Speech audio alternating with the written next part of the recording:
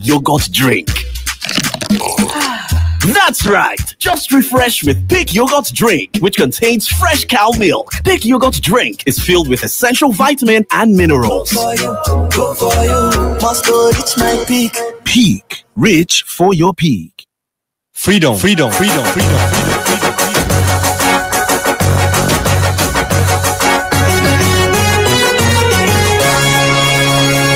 This is Freedom Global News.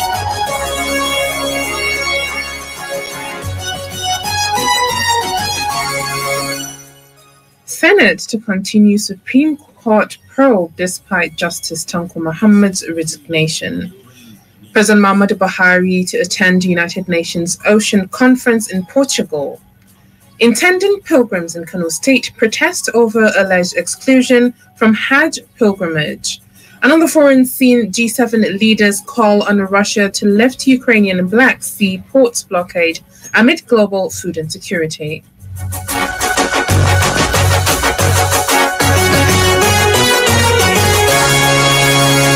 This is Freedom Global News. Good evening, you listen to Freedom Global News on 99.5 FM. I am Hauwa Adamu Kiyawa. Today is the 28th of June 2022, and now the news in full. The Senate has resolved to continue with its investigation into the crisis in the Supreme Court despite the resignation of Justice Tanko Muhammad as the Chief Justice of Nigeria, CJN. Lawmakers in the upper chamber of the National Assembly made the resolution during the plenary today, following a motion moved by the chairman of the Senate Committee on Judiciary, Human Rights and Legal Matters, Senator Ogbeyemi Bamidele. Justice of the Supreme Court had, in a petition addressed to the immediate past CJN, raised concerns over the deplorable welfare conditions and difficult working environment in the Apex Court. Days after the development, Justice Muhammad resigned as the CJN on the grounds of ill health, cutting short his tenure in office, which was expected to last until 2023. Barely a day after Muhammad's resignation, President Muhammadu Buhari swore in Justice Olukayode Ariwola as acting CJN, being the most senior justice of the Apex Court. Addressing his colleagues during Tuesday's plenary, Senator Bamidele, who cited Orders 41 and 51 to move the motion, drew the attention of the Senate to the assignment given to the committee at the last plenary relating to the state of affairs of the Supreme Court. The Senate, in its resolution, mandated the committee to go ahead with its assignment in the quest to find a long-lasting solution by interacting with relevant stakeholders to look into the complaints raised in the petition by the justices. Former Deputy Senate President Ike Ekweremadu and his wife Beatrice have sued the National Identity Management Commission, NIMC, Nigeria Immigration Service, NIS, and two commercial banks in a federal high court in Abuja. The duo filed a suit before Justice Nyang Eko amid allegation of organ harvesting against them by the United Kingdom authorities involving one David Wamini. Reports say that the London Metropolitan Police said it had arrested Senator Ekweremadu and his wife over allegations of conspiring to bring a child to the UK for organ harvesting. The couple later appeared before a UK court, which ordered that they should be remanded in custody till July 7th while investigations continue into the allegations against them. As the controversy continues, Senator Ekweremadu and his wife filed an originating summons through their counsel and a senior advocate of Nigeria, Adegboyega Awomolo, at the court in Abuja. They prayed the court for an order directing the NIMC to bring out the certified true copy of the biodata of David Ukpo Wamini. Awomolo, who gave 20 grounds, said Wamini's national identification number, which is in the possession of the NIMC, as well as evidence from the NIS, should be produced for the purpose of facilitating the criminal investigation and tendering same to establish his client's innocence. Justice Eko has fixed July 1st for the hearing of the matter. President Muhammadu Buhari is set to leave for Portugal at the invitation of President Marcelo Rebelo de Sousa. President Buhari, during his visit, will attend the United Nations Ocean Conference in Portugal.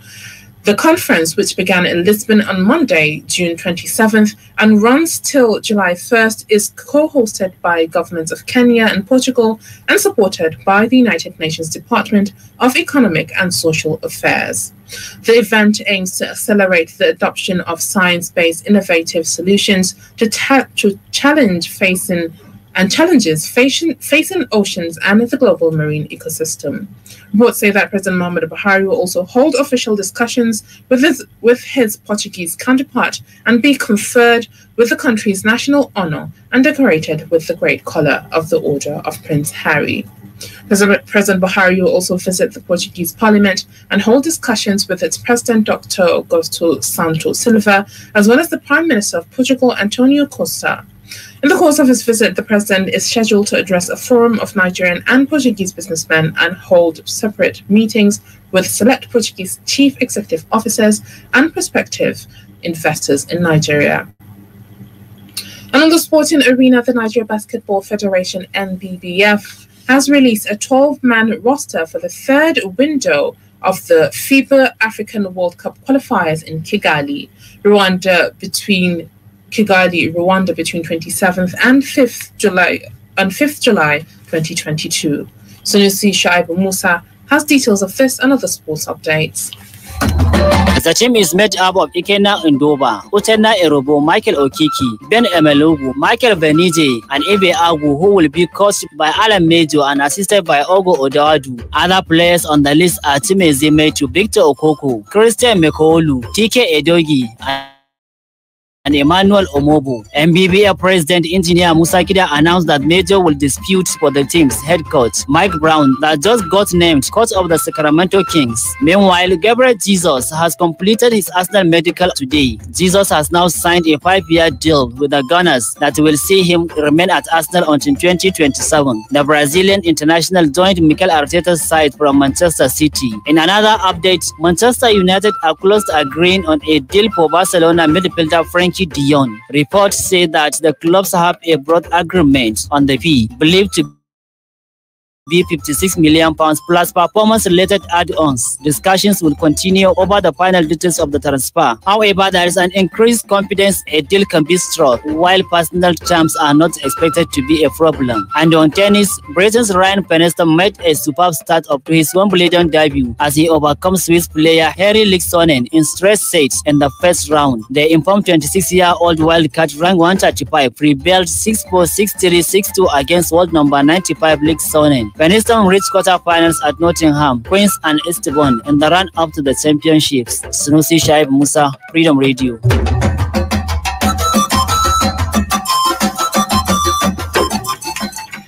The global news is coming to you from Freedom Radio 99.5 FM. You can send your comments, opinions, and watch us live on Freedom Radio Nigeria on Facebook.com. You can get the link to the page on our website, freedomradio.nig.com.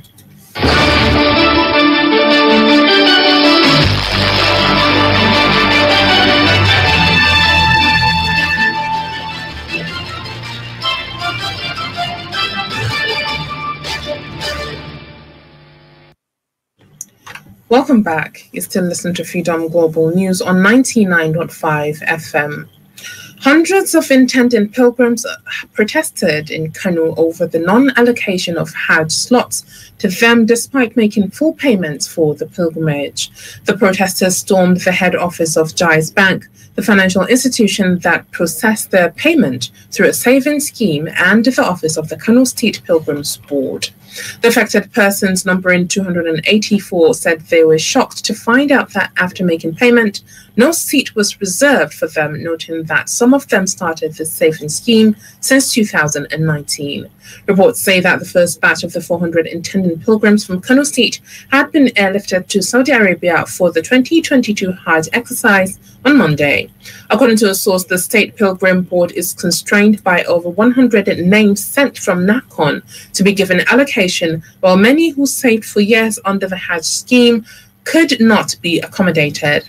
On his part, the Executive Secretary of Kano Pilgrims Board, Abba Ambata, told newsmen that the board was doing its best to resolve the problem, noting that there was no allocation this year for those on savings scheme, especially those from Jais Bank. He, however, said he was going to Abuja to make efforts in securing allocation for the 284 intending pilgrims.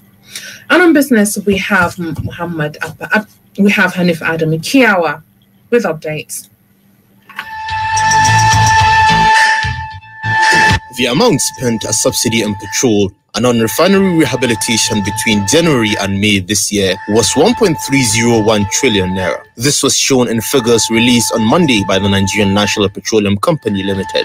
NNPC disclosed this in its latest presentation to the Federation Account Allocation Committee meeting for the month of June 2022. An analysis of NNPC's monthly fuel subsidy spendings indicated a continuous rise in the amount incurred as subsidy by the federal government through NNPC. Meanwhile, amid soaring inflation, forex volatility, rising energy costs and other challenges, the federal government has given MTN and MAFAB August 24th to roll out 5th generation 5G services to kickstart the global race for 4.4 billion subscriptions. In line with a memorandum of information prepared ahead of the auction of 2 slots of spectrum in the 3.5 GHz spectrum set aside for early deployment of 5G technology services in the country by the Nigerian Communication Commission, NCC, the 2 owners of the license, MTN and MAFAB Communication, have less than 2 months to begin service offering using the new platform. According to the latest Ericsson Mobility report, 5G subscriptions will hit 1 billion this year, while it will reach 4.4 billion by 2027. Moving on to the prices of commodity at Dawanau Market, 1 bag of maize goes for 21,000 naira, a bag of millet for 25,000 naira, and a bag of guinea corn for 21,000 naira. At the Beirut today, a dollar is traded for 617 naira, 1 euro for 741 naira, 1 pound for 716 naira, and 1 Saudi Riyal for 170 naira. Hauwa Adamu Kiyawa, Freedom Radio. For tomorrow's weather forecast in some cities in Nigeria and parts of Niger Republic, here's the report.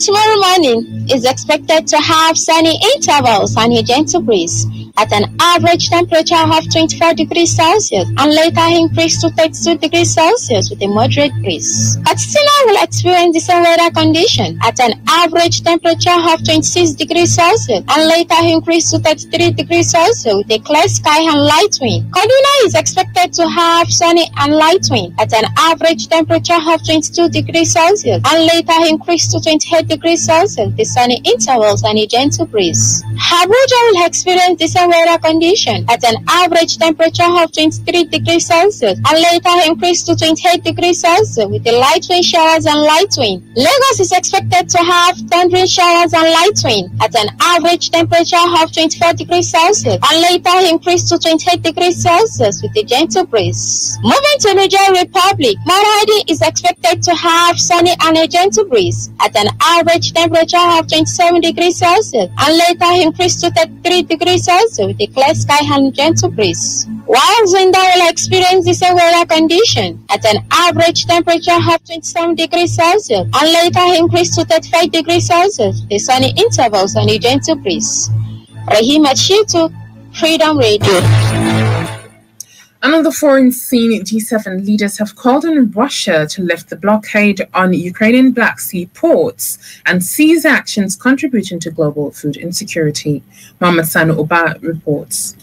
The toll from Russia's missile attack on a crowd shopping center in Kremenchuk has risen to at least 18 dead and 59 wounded. President Volodymyr Zelensky has described the raid as one of the most deficient terrorist attacks. President Volodymyr Zelensky has described the raid as one of the most deficient terrorist attacks in European history, adding that Russia is the largest terrorist organization in the world. Western leaders have condemned the attack, calling it sickening, cruel and Honduras, and have promised to hold Russia accountable. The United Nations Security Council will hold an emergency meeting next week on Russia's targeting of civilians, with the Kremenchuk attack being the main focus. Meanwhile, the Foreign Ministry of Russia today said it has placed an entry ban on the United States President's wife and daughter, Jill and Ashley Biden. The foreign ministry in Moscow said Joe Biden's wife, Jill, and daughter Ashley will no longer be allowed to travel to Russia.